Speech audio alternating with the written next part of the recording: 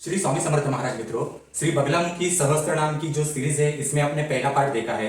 श्री बगलामुखी साधना हमने श्री विद्यापीठम द्वारा शुरू की है। आप इसका लाभ ले सकते हैं और इस साधना के कोर्सेज के लिंक डिस्क्रिप्शन बॉक्स में दिए गए हैं। आप हमारे वेबसाइट पर जाइए और वहां पर देखिए।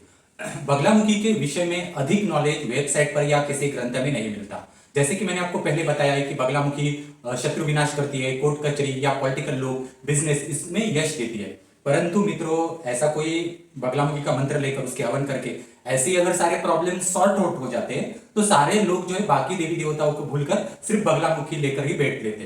परंतु इस तरह से नहीं होता।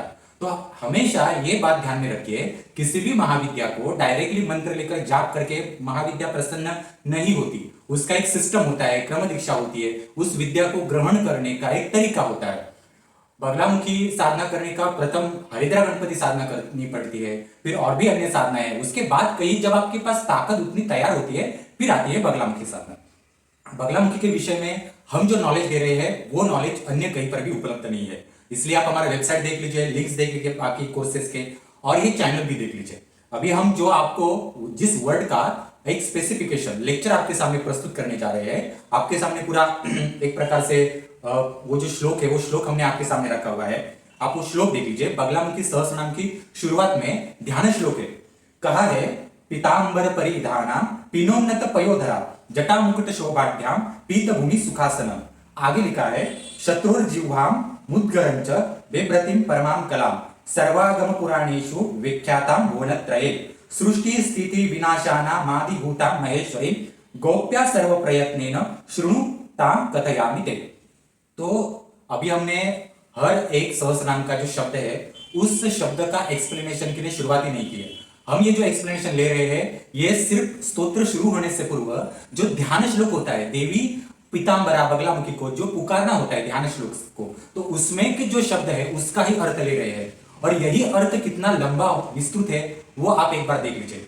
तो आप कल्पना कर लीजिए कि जब मैं आगे आगे एक वर्ड का एक्सप्लेनेशन दूंगा तो वो कितना दिव्य होगा। और ये नॉलेज देने में कोई भी अन्य जगह पे ये दिया नहीं जाता, कोई सक्षम ही नहीं है। आप चाहे तो कितना भी कुछ रिसर्च कीजिए गूगल के ऊपर या अन्य जगहों पर, तो आपको ये सारे लेक्चर से सब समझ में आएगा। ये लेक्चर सुनने से पहले आप हमारा प्रथम जो लेक्चर है जिसमें हमने पीतांबर परिधानम इस शब्द का अर्थ बताया था, डिस्क्रिप्शन बॉक्स में लिंक दी गई है, उसको देखिए, फिर आप इसको देखिए। अब यहाँ पर बगलामुखी सहस्त्र नाम में देवी को पहले पीतांबर परिधानम कहा है, वो आपने समझा। अब उसे कहा है पिनोन्नत पयोधराम। पिनोन्नत पयोधराम इसका अर्थ क्या होता है वो मैं आपको बताता हूं। पिनोन्नत इस शब्द का अर्थ है कि एक दूसरे के एक विरुद्ध शक्तियां जो देवी बगलामुखी से निकली हुई है। अब दो विरुद्ध शक्तियां कौन सी होती है? जैसे प्लस माइनस होता है, हाँ, जैसे गुणाकार भागाकार होता है, अंधेरा उजाला होता है, एक दूसरे का प्रतिबिंब होता है। उसके साथ जैसे जल होता है, जल का बर्फ भी बनता है और जल हवा में उड़ के उसका एक प्रकार से ढग जिसे बोलते हैं वो भी बादल भी बनते हैं, तो वो भी एक दूसरे के विरुद्ध होते हैं। जैसे प्लस माइनस अंधेरा उजाला है, उसी प्रकार से विष और अमृत ये भी दो तत्व ऐसे हैं वो एक दूसरे के विरुद्ध तत्व है। बगलामुखी के शरीर से ये दोनों तत्व निर्माण हुए। आपने हमारा श्री विद्या एसेंशियल, कालीकुल श्री विद्या एसेंशियल, एडवांस श्री विद्या एसेंशियल ये नॉलेज बेस्ड कोर्स जो महाविद्याओं के बारे में डीप नॉलेज देने वाले कोर्सेस है वो किए होंगे, तो आपको ये समझ में आया होगा कि ललिता प्लस एनर्जी है और महाकाली माइनस एनर्जी है। अंधेरा और उजाला ये दोनों जुड़वा बहने हैं, दो जुड़वा एनर्जीज है जो एक दूसरे को संतुलित करती है। महाकाली और ललिता त्रिपुर सुंदरी ये दोनों जुड़वा बहनों की मूल माता बगलामुखी है। आपको ये लिंक और लिनेज समझ में आनी चाहिए, कौन किसकी पुत्री क्या किस प्रकार से आगे सब बढ़ा हुआ है वो समझ में आना चाहिए। तो माता से जो एनर्जी अपने बच्चों को मिलती है वही एनर्जी आगे बढ़ते जाती है। अब यहाँ एक प्रश्न आता है, आप जानते होंगे कि आपने ब्रह्मा, विष्णु, महेश इन तीनों देवताओं के चित्र देखे होंगे। ब्रह्मा के हाथ में भी कमंडलू होता है, विष्णु जी के हाथ में भी कमंडलू है, एक्चुअली विष्णु जी के हाथ में भी कमंडलू होता है, महादेव जी के हाथ में भी कमंडलू है। इस कमंडलू का रहस्य क्या है? आप सोचते हैं कि महादेव ब्रह्मा ऐसे कमंडलू लेते हैं, पानी निकालते, कुछ अभिमंत्रित करके और प्रोक्षण कर लेते, तो एक्चुअली इनके कमंडलों में होता क्या है? सिर्फ पानी होता है या अभिमंत्रित पानी होता है? अब देखो, ब्रह्मा, विष्णु, महेश इनके पास जो ये द्रव्य है ये कोई विशेष तो तत्व है, ये विशेष तत्व इनको किसी ने दिया हुआ है, फिर ये आया कहां से? अब ललिता त्रिपुर सुंदरी और ललिता के पति कामेश्वर, इवन ललिता की बहन महाकाली और महाकाली के पति महाकालेश्वर शिव, इनके पास भी ये कमंडलू होता है, इनके पास भी वो द्रव्य होता है। तो ये द्रव्य है क्या? तो ललिता के पास जो द्रव्य है वही द्रव्य ब्रह्मा विष्णु महेश को जाएगा, क्योंकि ललिता के पुत्र ब्रह्मा विष्णु महेश है। तो ऐसे बहुत सारे ब्रह्मा विष्णु महेश है, तो उनको वो एनर्जी कमंडलू के अंदर का द्रव्य जो है वो बाईपास होकर आगे आगे छोटे छोटे अंश में आगे निकलता है। महाकाली के पास भी कमंडलू है, उसके पास भी वो द्रव्य है, परंतु वो द्रव्य भिन्न है, वो आगे मैं बताता हूं। महाकाली के जगत में जो द्रव्य है वो उसके जगत के ब्रह्मा विष्णु महेश की जगह लेने वाले जो एनर्जीज है उनको बाईपास होता है वो। ठीक है, अब ये तो समझ में आ गया कि कहां से द्रव्य आया है। अब ललिता के पास ये द्रव्य आया है, वो कहां से आया? तो वो बगलामुखी और बगलामुखी के पति बगलेश्वर शिव, इनसे आया हुआ ये द्रव्य है। अब ये द्रव्य है क्या? द्रव्य को समझने से पहले मित्रों हमारा YouTube चैनल शेयर कीजिए, सब्सक्राइब कीजिए। जिनको भी श्री विद्यापीठम द्वारा बगलामुखी साधना की शुरुआत करनी है, ये देखो मित्रों, पूरे दुनिया का बगलामुखी साधना का प्रॉपर विधि ये 3 बुक से, ये तर्पण की बुक है, ये अभिषेकम की बुक है और ये यंत्र पूजन की बुक है। इन डिटेल हमने इसमें यंत्र पूजन सिखाया है मित्रों। ये पूरा अभिषेक का विधि इसमें सिखाया है। ये देखो पूरा का पूरा यंत्र है यहाँ पर, इसमें पूरा बगलामुखी का यंत्र पूजन सिखाया है। और ये यंत्र पूजन समान अर्घ्य विशेष अर्घ्य मंडल के सहित पूरा 1 घंटे का न्यास विधि है बगलामुखी के, इसके सहित सिखाया है। लोग सिर्फ बगलामुखी के यंत्र आपको देते हैं और कहते हैं कि हमने सिद्ध यंत्र दिया है। मित्रों एक एक सिद्ध यंत्र बगलामुखी का तैयार करने के लिए पूरा मेहनत लगती है। ऐसे अचानक से कोई बगलामुखी का मंत्र लेकर उसके ऊपर पंचामृत डाल के यंत्र पूजन अथवा यंत्र पूजन की सिद्धियां नहीं होती, उसका विधि होता है। यही विधि हमने सिखाया है। यह विधि कम से कम 1.5 से 2 घंटे का विधि है और इसे प्रॉपर करना आवश्यक है। और पूरे वर्ल्ड में बगलामुखी के ये किताबें, ये विधि कोई नहीं सिखाता, सिर्फ हम श्री विद्यापीठम सिखाते। बाकी जगहों पर बगलामुखी जो विद्या है उसके नाम पर, ब्रह्मास्त्र विद्या के नाम पर सिर्फ बगलामुखी का मंत्र देते हैं और आपको जाप करना सिखाते हैं। एक्चुअली ये पोपट या इसको तोतापंची बोलते हैं, एक्चुअली ये रट्टा मारकर कुछ होता नहीं है। और ये नॉलेज बहुत जरूरी है, एक प्रोसेस बहुत जरूरी है, उसके मुताबिक आप आगे बढ़ सकते हैं। डिस्क्रिप्शन बॉक्स में सारे कोर्सेज के लिंक दिए गए हैं। हम शुरू करते हैं पिनोनत्त पयोधरा। पिनोनत्त का अर्थ होता है एक दूसरे के विरुद्ध एनर्जी जिससे वो निर्माण हो चुकी है, जिसकी वो अधिष्ठात्री है। अब यहाँ पिनोनत्त एक दूसरे के विरुद्ध एनर्जी विष और अमृत ये निर्माण हो चुकी है ललिता के शरीर के अंदर से। ठीक है, ललिता से जैसे प्लस माइनस भी निकला हुआ है वैसे ही विष और अमृत भी निकला हुआ है। और पिनोन्नत पयोधरम, पयोधरम मतलब देवी ललित बगलामुखी, इसके पैर जो है पैर से निकला हुआ गंगा जल, हाँ, इस द्रव्य को कहा है पयोधरा। पैर उसके धरती के ऊपर है और उससे पैर से वो धरा निकली है। धरा मतलब हम कह सकते हैं कोई जल का प्रवाह, धरा, ऐसा भी कह सकते हैं हम।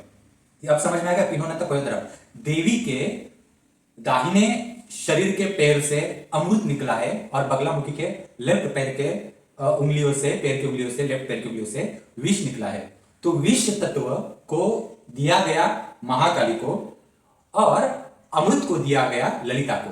यही अमृत का थोड़ा सा हिस्सा जो है द्रव्य के रूप में, जैसे कि परसेंटेज होता है। अगर अब बगलामुखी क्या करती है, बगलामुखी का ब्रह्मांड बहुत है। बगलामुखी के पास उसका ब्रह्मांड जो है, उसने आगे आगे जैसे ललिता को, महाकाली को निर्माण किया, ऐसे बगलामुखी ने अपने अलग अलग ब्रह्मांडों में ललिता जैसे और महाकाली जैसे समशक्तियों वाले अन्य शक्तियां भी निर्माण की। तो बगलामुखी इन समशक्तियों को, हाँ, उनका एक हिस्सा होता है, उस प्रमाण में अमृत और विष जो होता है उनको देती है वरदान के रूप में आगे का कार्य करने के लिए। तो ललिता के पास जितना अंश उसका आता है उसमें से ललिता तय करती है उस अंश से आगे जो सृष्टि रचना होने वाली है उसमें से ब्रह्मा को कितना उसका अमृत का अंश मिलेगा कमंडलू में, विष्णु को कितना मिलेगा, फिर भगवान शिव जी को कितना मिलेगा, फिर ब्रह्मा विष्णु महेश इनको जो अमृत तत्व कमंडलू में मिला है, एक्चुअली ये कमंडलू का अमृत, हाँ, और असुर और राक्षस जिस अमृत के लिए युद्ध किए थे, हाँ, और जिससे वो निकला था अमृत कुंभ, वो अमृत अलग है, यह अमृत अलग है।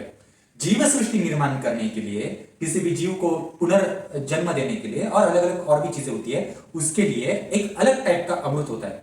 अमरता देने वाला अमृत अलग है और जीव सृष्टि निर्माण करना, एक विशेष कायनात निर्माण करना, सृष्टि रचना करना, इसके लिए लगने वाला अमृत अलग है। तो यह अमृत इनके पास होता है और तीनों देवताओं को वो अलग अलग पद्धति से इसका उपयोग होता है। और सिर्फ ब्रह्मा इसकी रचना नहीं करते, विष्णु और शिव जी जो है इनकी भी सृष्टि रचना में हाथ बार होता है। तो यह अमृत यहां से आता है। फिर यही अमृत जो है ऋषि मुनि अन्य देवता जब इनकी तपस्या करते हैं ब्रह्मा विष्णु महेश की, तो अगर उनकी तपस्या की उनको भी थोड़ा थोड़ा अधिकार आगे आगे मिलता है। तो इसलिए तो शुक्राचार्य जो है ऐसे ही निकालते हैं पानी और प्रोक्षण करते हैं। वो असामान्य विद्या है मित्रों, और वो एक विद्या बड़ी है। हमने बस यहाँ पर शॉर्टकटली आपको बताया कि अमृत, और इसमें अमृत को बैलेंस करने के लिए विष तत्व निकला, तो विष महाकाली के पास गया बैलेंस करने के लिए, क्योंकि महाकाली जो है स्मशान की ताकत है, अग्नि की ताकत है, अघोर शक्ति है, तीव्र तामसी शक्ति है, तो वो जहर की ताकत वही पचा सकती। इस प्रकार से यह बैलेंस होता है। तो पिनोन्नत पयोधरा, इसमें बहुत अभ्यास है मित्रों, जैसे कि बगलामुखी ने ललिता को कब ये दिया था, ललिता ने ये अमृत किस पात्र में रखा हुआ है, उस अमृत को ललिता कैसे रिचार्ज करती है, पूजन कैसे करती है, तो वो पूजन की पद्धति क्या है, ललिता ब्रह्मा विष्णु महेश को किस प्रकार से वो तत्व देती है, फिर ब्रह्मा विष्णु महेश जो अमृत उन्हें मिला है वो अमृत किस कमंडलू में उन्होंने रखा है, कमंडलू किस धातु से या किस वनस्पति से बना है, वो कमंडलू की ताकत कहां से आई, वो बहुत सारी चीजें अभ्यास करने जैसी है। ये नॉलेज बस श्री विद्यापीठम में है, अन्य कहीं पर भी ये डिवाइन नॉलेज या हटके नॉलेज कहीं पर भी नहीं है मित्रों। और मित्रों हम भीड़ भाड़ वाली श्री विद्या नहीं लेते, और भीड़ भाड़ वाला मेडिटेशन नहीं लेते, और ऐसा रेकी लामा फेरा ऐसे शॉर्टकट वाले जो कभी भी एक्चुअली एग्जिस्ट नहीं करती है सारी चीजें ओरिजिनली, वो सारी चीजें हम नहीं लेते मित्रों। हम प्रॉपर कुछ ही साधना सिखाते हैं, और वो साधना हमारी रिचुअल बेस्ड साधना होती है। आजकल मित्रों जो लामा फेरा सिखाने वाले लोग बहुत हो चुके हैं। लामा फेरा सीखने के लिए लोग जो है 40-40 हजार 50-50 हजार रुपए खर्च करते हैं मित्रों। ये लामा फेरा इतना ही असल शक्ति होती तो इसकी ज्यादा जरूरत जो है, जो नेपाल और तिब्बत जो है, तिब्बत से जो दलाई लामा आए थे, दलाई लामा के साथ बहुत सारे लामा परिवार आए थे, वो लामा परिवारों को भारत सरकार ने एक्सेप्ट किया, और उसमें बहुत गरीब परिवार है, और ये सारे लामा परिवार जो है ये परिवार दलाई लामा से अटैच है। तो दलाई लामा और उनका जो बौद्ध लामा परिवार है उन्होंने ही लामा फेरा अपने ही लोगों को सिखा देते और अपने ही क्लासेस शुरू कर देते, परंतु लामा फेरा दलाई लामा या उनके किसी भी इन्होंने सिखाया ही नहीं है। असल में पैसे की जरूरत वहां के गरीब लामा परिवारों को है, परंतु ये विद्या उनके पास भी नहीं है। आजकल ये जो लामा फेरा के बारे में चालू है ना, ये सब भ्रामक कल्पना के 40-40 हजार लेकर लोग फंस रहे हैं। तो सही समय पर आप सही नॉलेज ले लीजिए, सही दिशा लेकर आप आगे बढ़िए मित्र।